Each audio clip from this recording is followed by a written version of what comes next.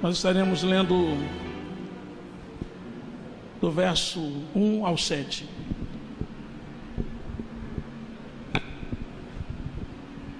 Você achou o texto? Amém?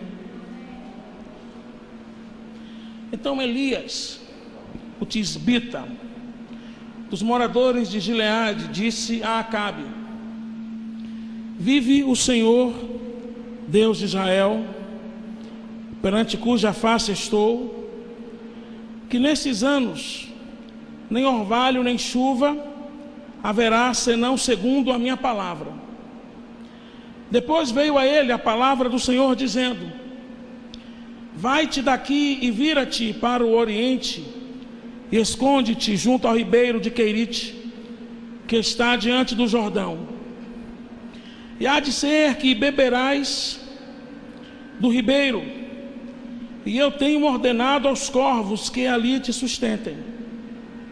Foi, pois, e fez conforme a palavra do Senhor, porque foi e habitou junto ao ribeiro de Querite, que está diante do Jordão. E os corvos lhe traziam pão e carne pela manhã, como também pão e carne à noite, e bebia do ribeiro. E sucedeu que, passados dias, o ribeiro se secou, porque não tinha havido chuva na terra. E que Deus aplique a sua palavra ao nosso coração. Você pode sentar.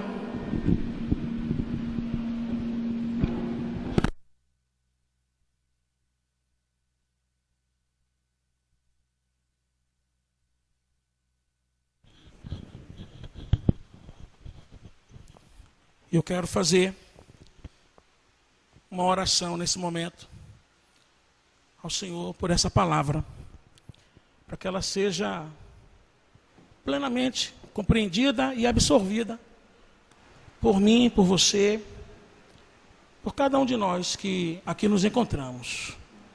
Nosso Deus, nosso Pai, nós te pedimos que o Senhor fale através dessa palavra, e que o teu Espírito seja ele a nos convencer, a tocar em nosso coração,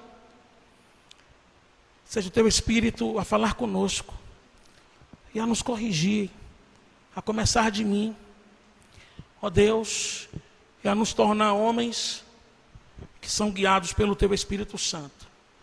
Essa é a oração que nós te fazemos em nome de Jesus de Nazaré. Irmãos, eu ouvi certa vez um pastor dizendo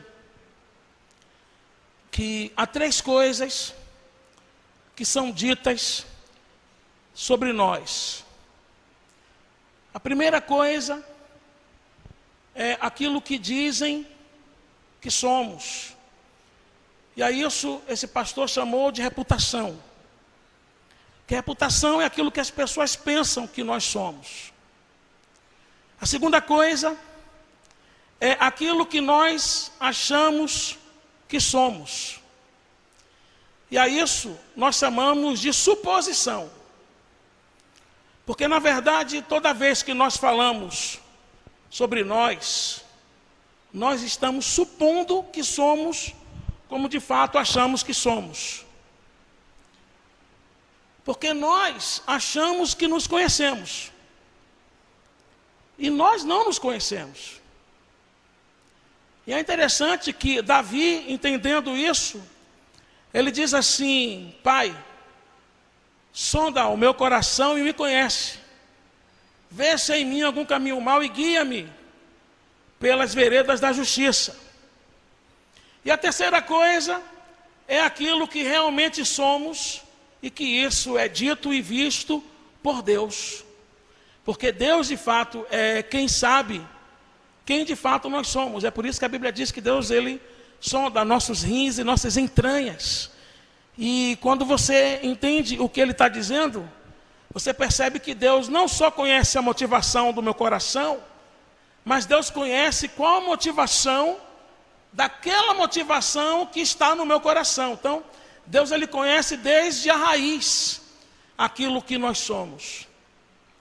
E eu acredito que apesar das circunstâncias que nós vivemos, muitas vezes em nossa vida, elas não determinarem quem somos.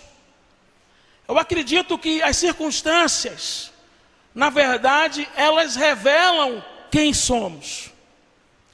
E eu acredito ainda que muitas circunstâncias servem para Deus, que me conhece e te conhece de verdade, de fato, sabe, nos mostrar quem de fato nós somos. Por quê, pastor? Porque aquilo que nós somos é o que de fato irá nos guiar nas decisões que nós iremos tomar diante das circunstâncias que enfrentamos.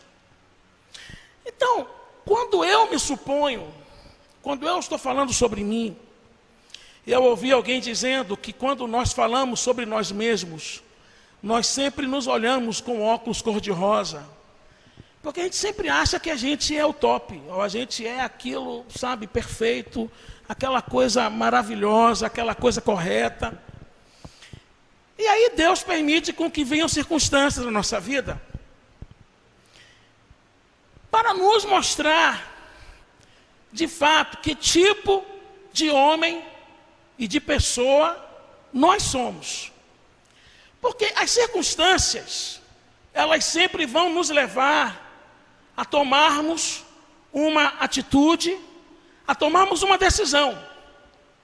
E essa decisão e essa atitude, ela vai demonstrar, de fato, aquilo que está dentro de nós e que nos guia. E essa coisa que nos guia é determinante para mostrar quem nós somos. E é isso que eu vejo aqui nesse relato da vida do profeta Elias. Porque esse texto começa dizendo que o profeta Elias, ele vai confrontar o rei Acabe. E ele vai confrontar o rei Acabe por causa da idolatria do rei Acabe, que se casou com Jezabel, uma mulher, filha do rei de Sidom, sacerdotisa de Baal, uma mulher extremamente idólatra. Mas ele não vai confrontar Acabe só por causa da idolatria, ele vai confrontar Acabe também por causa da desobediência explícita que ele demonstra a palavra de Deus. Porque é no período em que o rei Acabe está governando que ele permite que um homem chamado Hilel reedifique os muros de Jericó, indo de encontro a uma palavra que Deus havia dito séculos atrás, através de Josué, o sucessor de Moisés, que quando eles conquistaram a cidade de Jericó, Josué diz assim: maldito diante do Senhor seja o homem que se levantar e reedificar esta cidade de Jericó. Sobre o seu primogênito a fundará, e sobre o seu filho mais novo lhe porá as portas. Ou seja, o homem que reedificar a Jericó, é o que Josué está dizendo, ele terá o seu filho primogênito morto no início da reedificação, e o seu filho mais moço, ele irá morrer na conclusão da reedificação. E é isso que acontece com esse homem chamado Hilel. Ele perdeu o seu filho mais velho chamado Abirão, quando ele começou a reedificar Jericó, e ele perdeu o seu filho mais moço chamado Segube, quando ele termina de reedificar Jericó. Então, quando acontece isso, por causa do aval do rei Acabe, que não era um homem que se importava com as coisas de Deus, e aí eu digo para você o seguinte, que quem não conhece a Deus, erra e peca. E Jesus Cristo diz isso aos saduceus, quando ele fala assim: errais não conhecendo as Escrituras. E o não conhecimento das Escrituras leva o homem a pecar contra Deus. E no caso de Acabe, era uma desobediência aberta, porque ele, como rei de Israel, do reino do norte, ele tinha por obrigação saber que Deus havia dito que não queria que Jericó fosse reedificada. Então, depois que Jericó é reedificada, Elias vai a Acabe e diz assim: vive o Senhor, o Deus de Israel, perante cuja face eu estou, que nestes anos nem orvalho, nem chuva haverá, senão segundo a minha palavra. Então, quando ele diz isso, vem a palavra do Senhor a Elias e diz assim: retira-te, Elias, e pegue ali o oriente, e vá para juntos da fonte do ribeiro de Querite, porque lá eu ordenei aos corvos que te sustente, e você vai ficar bebendo ali daquela água. E ele, em obediência, ele segue a direção de Deus, e ele vai para lá conforme a palavra do Senhor o instruiu. E o texto diz que passados dias, e eu acredito que o texto ele quer dizer que passado muitos dias, o rio Querite se secou, porque não havia chuva. Então a pergunta a ser feita, e é com base nessa situação de Elias, que Deus colocou no meu coração essa palavra para ministrar hoje à igreja. Porque eu paro para entender aqui esse momento, eu paro para entender que, ainda que nós não estejamos junto ao ribeiro de Querite, nós muitas vezes estamos diante de circunstâncias que nos apertam e que trazem grandes dificuldades para as nossas vidas. E a pergunta a ser feita é: o que fazer quando você está no centro da vontade de Deus, e justamente por você estar no centro da vontade de Deus, a fonte seca? Ou eu vou melhorar a pergunta: o que fazer quando justamente por se estar ou por se fazer a vontade de Deus, as dificuldades te alcançam? Você entendeu o que eu perguntei? Eu quero dizer para você o seguinte: o que é que você vai fazer quando justamente porque você fez a vontade de Deus, a dificuldade veio e te alcançou? Então eu entendo que a questão aqui é que a resposta que será dada, ela de fato, ela determinará por quem nós somos guiados. E essa resposta que determina por quem nós somos guiados, dirá que tipo de homem nós somos.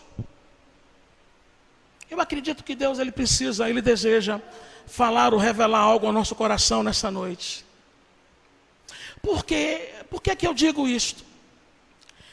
Porque a Bíblia nos mostra que existem 3 tipos de homem. Existe o homem que é chamado de homem natural. Existe o homem que é chamado de homem carnal. E existe o homem que é chamado de homem espiritual. E como é que se classifica cada um desse tipo de homem? Esse tipo de homem, ele é classificado, na verdade, pelas circunstâncias. Porque são essas circunstâncias que mostram quem de fato é o que é. Pois não é o que eu digo, não é o que eu desejo, não é o que eu afirmo sobre mim, que determina que tipo de homem eu sou. Mas o que determina que tipo de homem eu sou é aquilo que me guia. E cada um desses homens, ele é guiado por algo específico. Aí eu começo falando sobre o homem natural. O homem natural, ele é caracterizado por quê? Ele é caracterizado como natural porque ele é guiado pela razão. O homem natural é guiado pela lógica.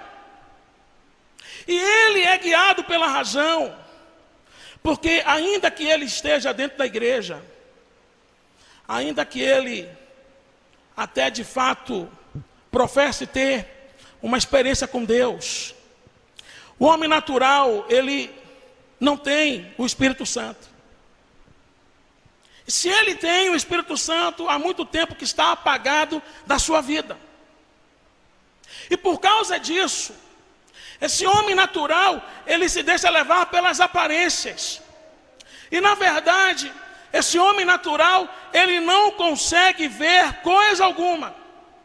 Ele é espiritualmente cego, porque ele é dotado apenas das coisas naturais. Então esse homem natural, ele olha as circunstâncias, ele vê as dificuldades, e o que é que ele faz? Ele procura dar um jeitinho.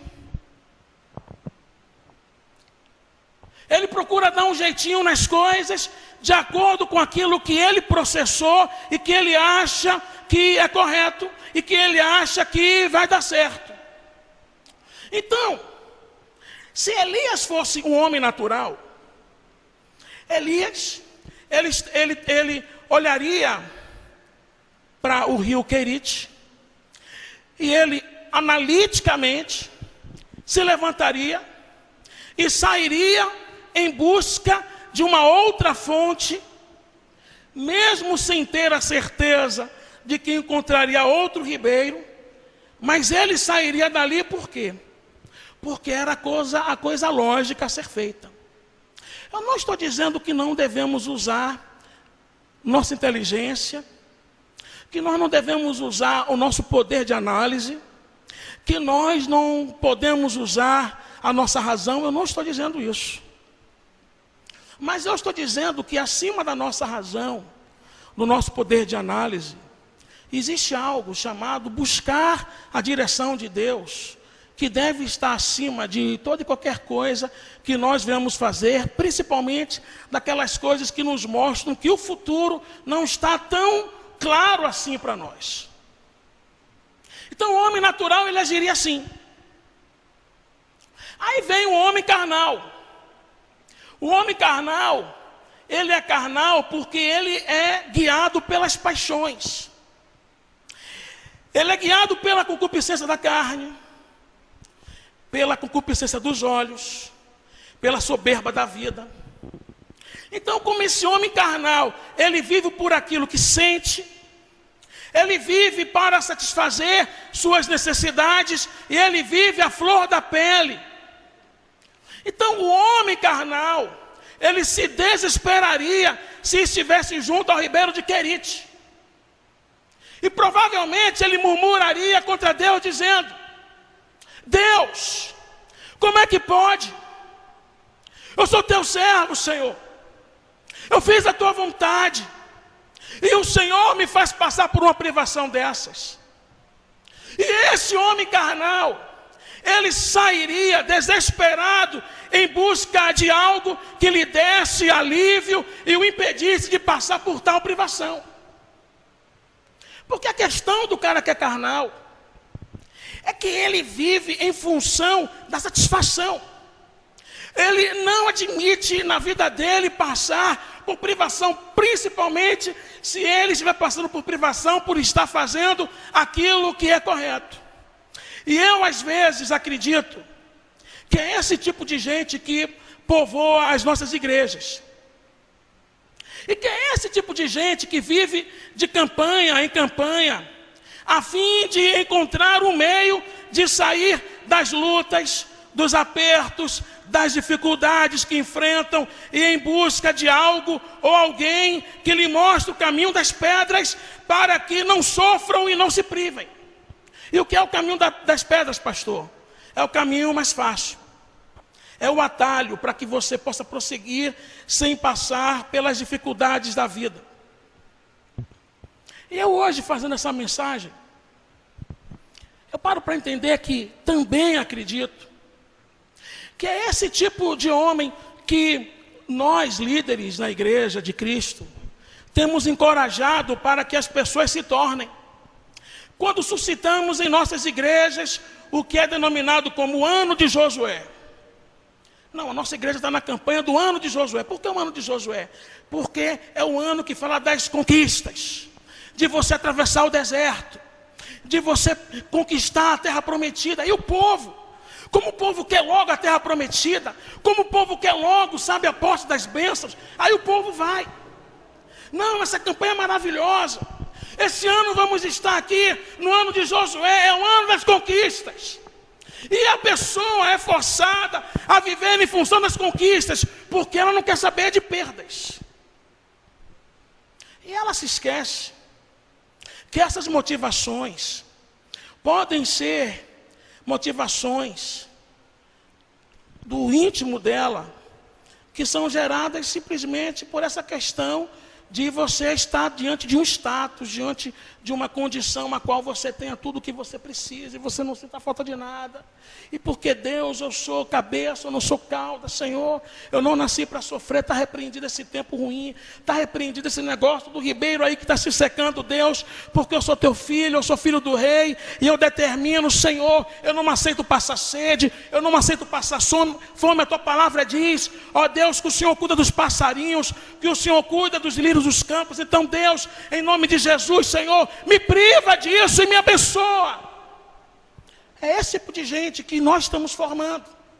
É esse tipo de gente que tem entrado nas igrejas e que não consegue entender que muitas das vezes estar no centro da vontade de Deus vai levar você a justamente passar por privação, passar por dificuldades, passar por lutas, passar por momentos difíceis, passar, irmãos, por aquele período de deserto, que é extremamente necessário para que você cresça, você amadureça. É interessante, eu estava assistindo essa semana um desenho, eu baixei no YouTube um desenho que eu gosto muito.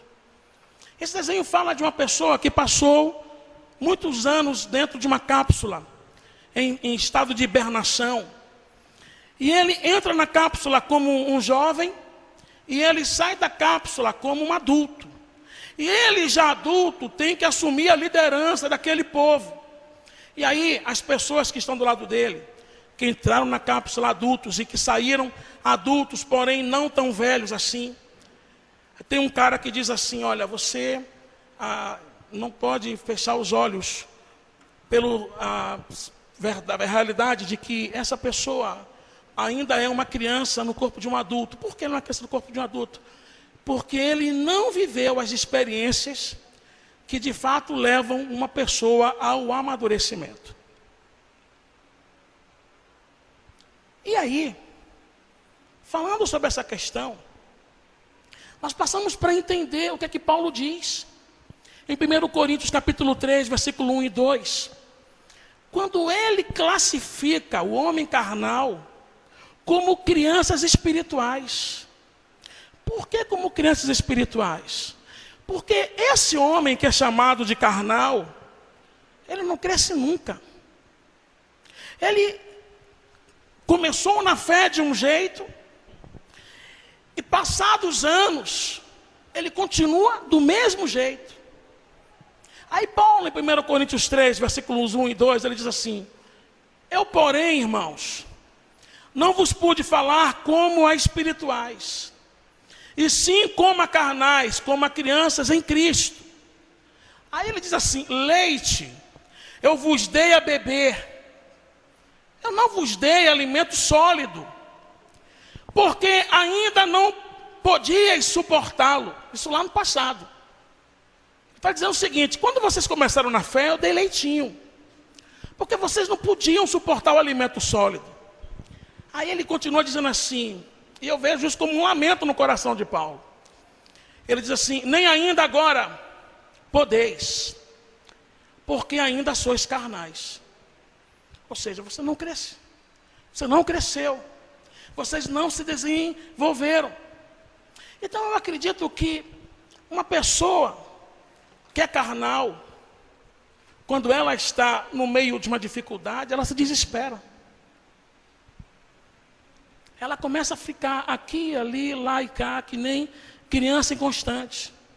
Ela ouve falar de uma campanha em tal igreja, ela vai. Ouve falar de tal campanha em outra igreja, olha, eu ouvi dizer que tem um homem ali que está realizando milagres. Aí ela vai para lá. E ela fica assim, por quê? Porque ela é uma criança espiritual ainda. Ela é uma pessoa que não se desenvolve. Mas aí existe também um terceiro homem, que é o homem espiritual. E esse homem espiritual, ele é caracterizado também por aquilo que o guia. E o homem espiritual, ele é guiado pelo Espírito Santo. E esse homem, ele vai recebendo constantemente as coisas do Espírito. E com isso ele vai crescendo e amadurecendo. E uma das marcas do amadurecimento desse homem é o discernimento, que é a capacidade de penetrar as camadas além da superfície e de ver as coisas como realmente são. Porque o cristão que está amadurecendo, ele cresce em seu discernimento espiritual. E com a ajuda do Espírito Santo, ele desenvolve a capacidade de compreender cada vez mais a mente e a vontade de Deus. E é por isso que a Bíblia diz, em 1 Coríntios capítulo 2, versículo 15, que o homem espiritual, ele discerne bem todas as coisas. E de ninguém ele é discernido. Porque esse homem, ele tem a mente de Cristo. E ter a mente de Cristo não significa ser infalível e fazer o papel de Deus na vida das pessoas. Ter a mente de Cristo significa encarar a vida e as circunstâncias do ponto de vista de Deus. Então o homem espiritual, ele olha as dificuldades que ele está enfrentando e ele encara as dificuldades sob a ótica de Deus. Essa pessoa olha as lutas e ainda que ela não saiba por quê, o que está por trás, ela entende que eu estou passando por essas lutas, mas eu sei que Deus está no controle da minha vida e isso vai me fazer ser uma pessoa aprovada. E essa pessoa, que a Bíblia chama de homem espiritual, ela é uma pessoa plantada. Ela está no meio da fornalha, mas ela está ali seguindo. Ela está ali segura em Deus. Essa pessoa, sabe, ela tem a mente de Cristo, porque ela leva em consideração os valores de Deus. Ela leva em consideração os desejos que Deus tem para ela. E ela tem a mente de Cristo, porque ela tem os pensamentos de Deus. E ela não pode pensar da mesma forma que o sistema mundano implica e faz com que as pessoas queiram pensar. Então esse homem espiritual, junto à fonte de Querite, vendo-a secar, ele saberia que mesmo que a sua fonte seque, a fonte de Deus jamais secará.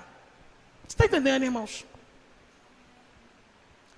E Deus me deu essa frase que eu coloquei nessa mensagem há umas 3 semanas. Eu estava orando de noite e Deus me deu para entregar essa frase para alguém. Eu coloquei no Facebook dessa pessoa.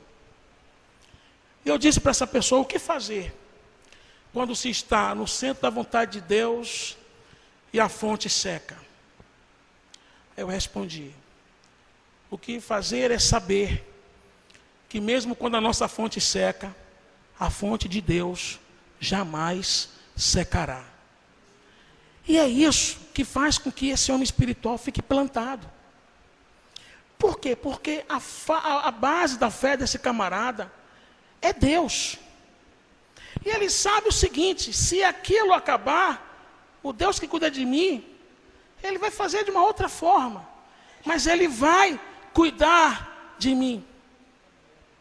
E é isso que Elias nos mostra. Elias nos mostra quem ele era. E é isso que Elias nos ensina, a sermos espirituais. Observe que o texto diz que passado os dias, o ribeiro de Querite se secou. E esse texto mostra que Elias só saiu de lá quando veio a palavra do Senhor dizendo o que ele deveria fazer e para onde ele deveria ir. Eu acho isso lindo, porque Elias está vendo o ribeiro secando. Observe bem, o ribeiro, ou nenhum ribeiro seca de uma hora para outra assim. Ele começa a ir perdendo a força das águas, começa a ir diminuindo e começa a passar bem fraco, até que ele deixe de fato de passar a água, ou de ter a água. E eu paro para pensar que Elias estava enxergando aquilo ali. Aquele ribeiro já não tinha o mesmo volume de água que antes. E a Bíblia diz que Elias estava no ribeiro. Cada dia ia passando e o ribeiro ia se secando. E a Bíblia não diz que Elias, Senhor, o ribeiro está secando, Pai. Me mostra o caminho, o que eu devo fazer. Sabe por quê? Porque o homem espiritual sabe o Deus que serve. E ele sabe exatamente o momento de Deus na vida dele. E é isso que nós precisamos aprender, irmãos. Eu quisera que a igreja estivesse cheia para ouvir isso. Porque nós, eu não digo só, não estou pregando essa mensagem porque eu me sinto bambambam. Eu também sou tentado a ficar desesperado. E a chorar e a ficar triste. Porque nós temos a tendência de ficarmos assim. Porque ultimamente ou geralmente a nossa fé, ela é bastante sólida quando nós de fato temos algo pela qual nós pegamos e nós podemos assim nos segurar. Mas a questão é que quando Deus, Ele tira da nossa mão aquilo que nos dá segurança, e que a gente não tem de fato com o que apalpar, a gente fica desesperado. E é nesse momento que nós somos levados a demonstrar não para Deus, porque Deus já sabe quem somos, mas a nós mesmos quem somos. E é aí que nós vamos ver se somos quem realmente achamos ou se somos aquilo que nós não queríamos ser. Por quê?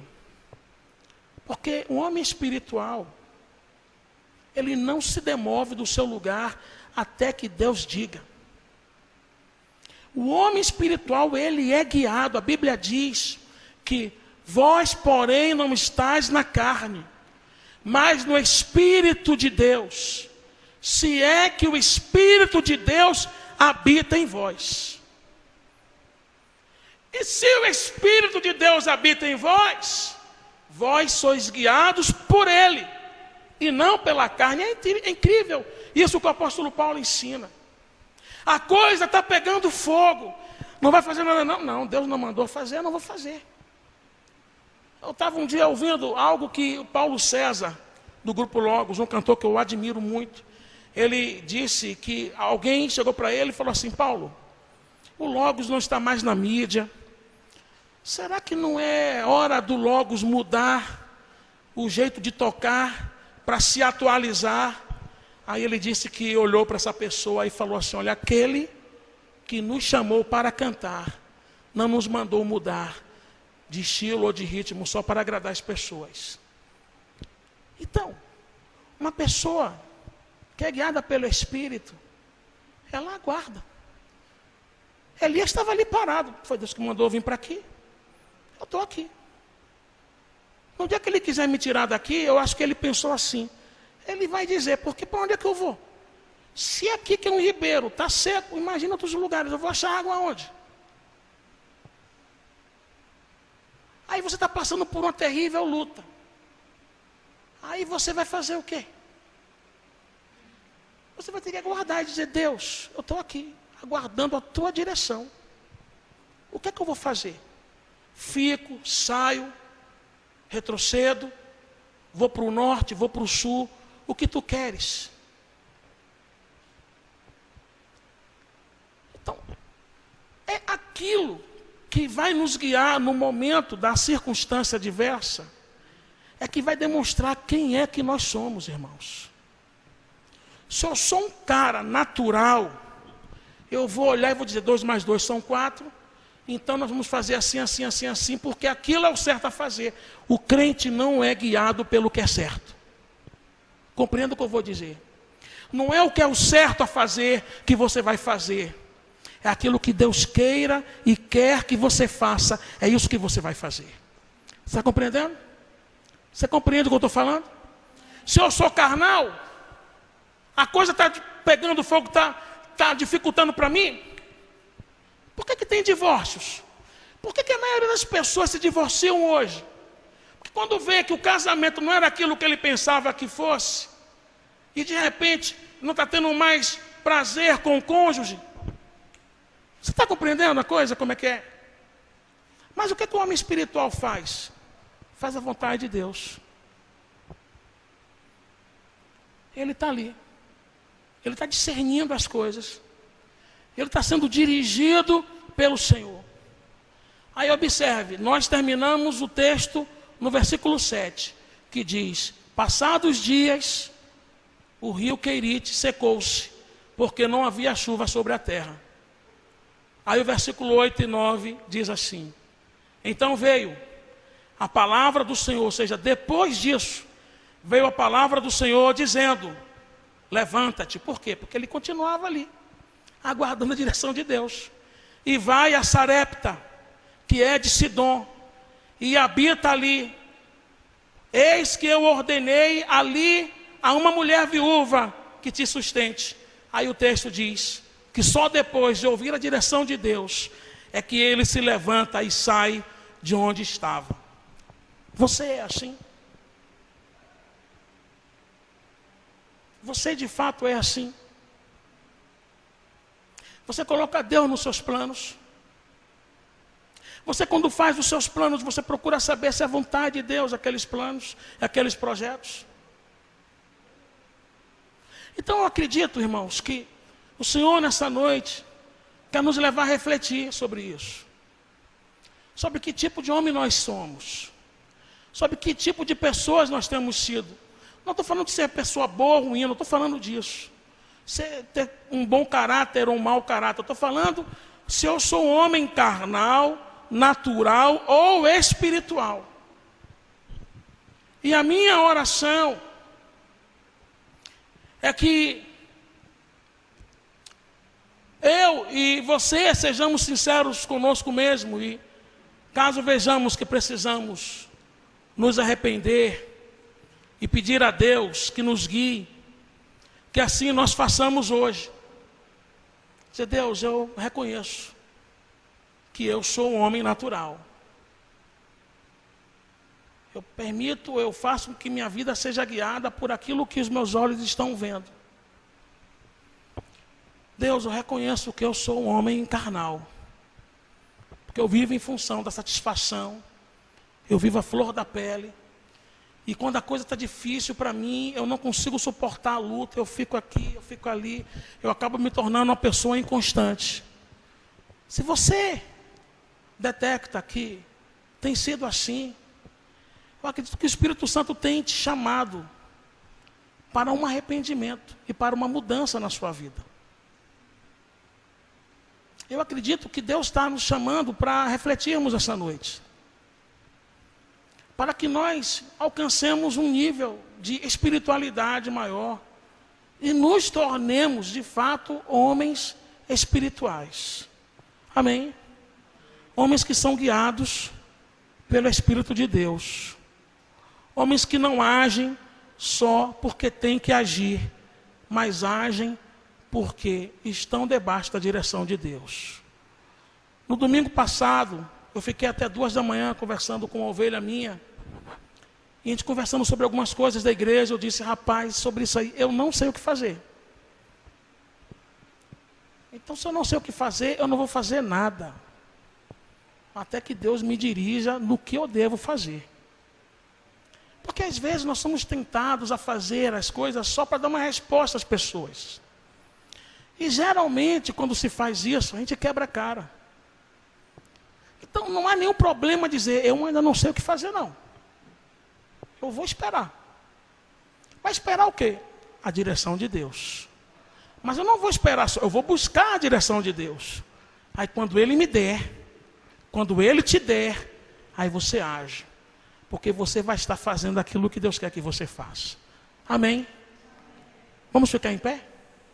E vamos orar ao Senhor, pedindo a Ele que nos dê essa direção, em nome de Jesus. Você deseja isso? Você deseja ser guiado pelo Espírito do Senhor? Amém? Que conhece o amanhã, a gente só conhece hoje. E talvez Ele queira que você permaneça. Não sei onde, não sei fazendo o quê, mas permaneça, porque ainda que aquilo não esteja bem hoje, amanhã vai estar. Mas talvez, de repente, Deus queira que você se mude ou saia. E aí é Ele que vai guiar você, que vai dirigir você. Amém? Vamos cantar. E depois nós vamos fazer uma oração.